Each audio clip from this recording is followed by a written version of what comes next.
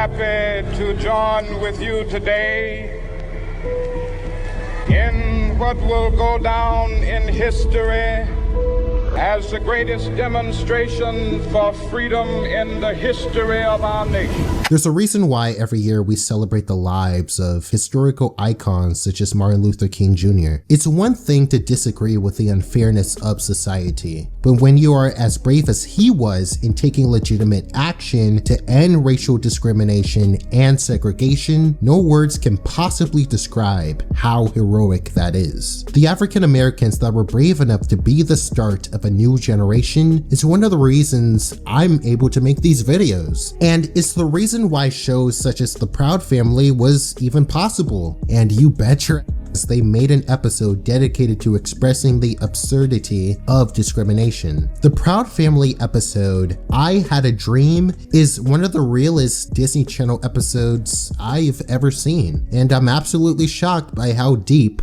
they went into it. It begins with Penny's class celebrating Black History Month. Everyone in the class is assigned a historical figure, and they each have to dress up as the one given to them. For instance, Penny is political activist Angela Davis, Dejanay is Bessie Coleman, La Cienega is Shirley Chisholm, Zoe is Madam CJ Walker, and Sticky is Chuck Berry. Now, I'm not trying to bore you with a history lesson. I can't stand history class myself, trust me. But as Mr. Webb puts it, a person that don't know their past won't have a future. And I also find it very impressive how the writers went out of their way to get inspiring icons from history and reference them in the show. I appreciate that attention to detail. A few moments later, a tornado swoops up Penny and her dog, and they both die. RIP.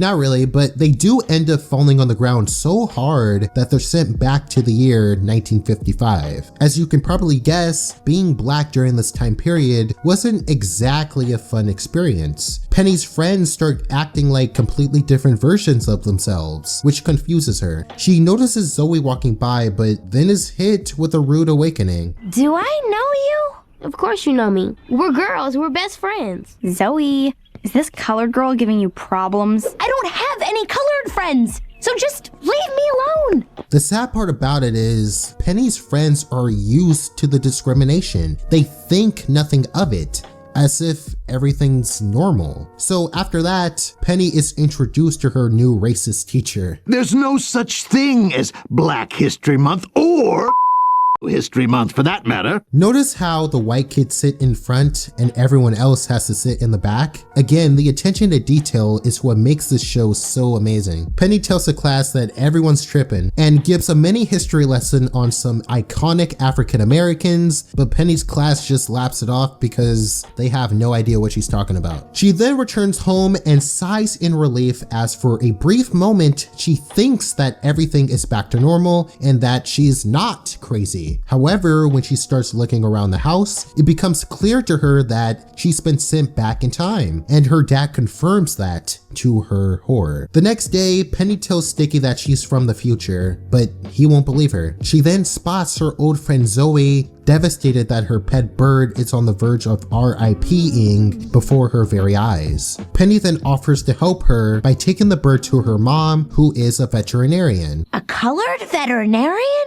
Your bird doesn't know black or white. She just knows she needs help. You're right.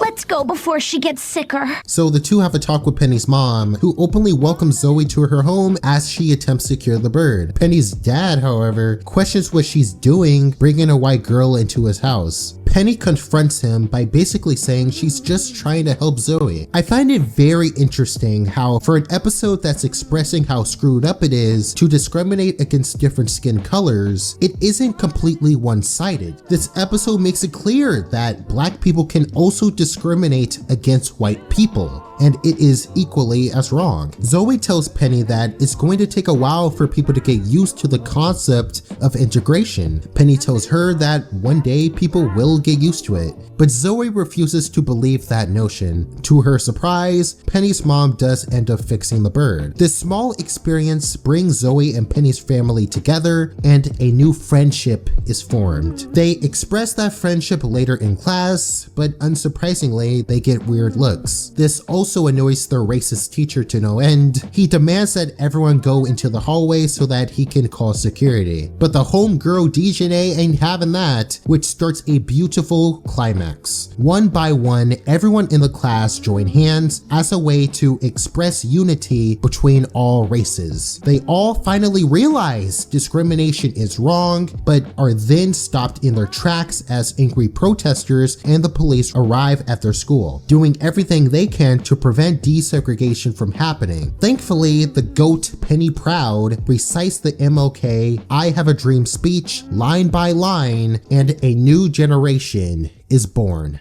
I am happy to join with you today in what will go down in history as the greatest demonstration for freedom in the history of our nation. From every tenement and every hamlet, from every state to every city, we will be able to speed up that day when all of God's children, black men and white men, Jews and Gentiles, Protestants and Catholics, will be able to join hands in singing the words of the old spiritual, free at last, thank God Almighty, we are free at last. I Had a Dream is the perfect title for this episode, not only because, spoiler alert, this entire episode was literally just a dream, but Black History Month represents a generation of heroes who had a dream, a vision in their head for how they wanted the world to change for the better, and what they proved was that equal rights for every race from any country was possible, even if the dream sounded ridiculous at the time to certain individuals. You mentally have to become that dream version of yourself. A deep belief in your own dignity, your own worth. Don't allow anybody to make you feel that you are nobody. Always feel that you count. Always feel that you have worth. And always feel that your life has ultimate significance. The power of the human voice is something that I don't think is realized as much as it should be. And I'm not just talking about already established celebrities.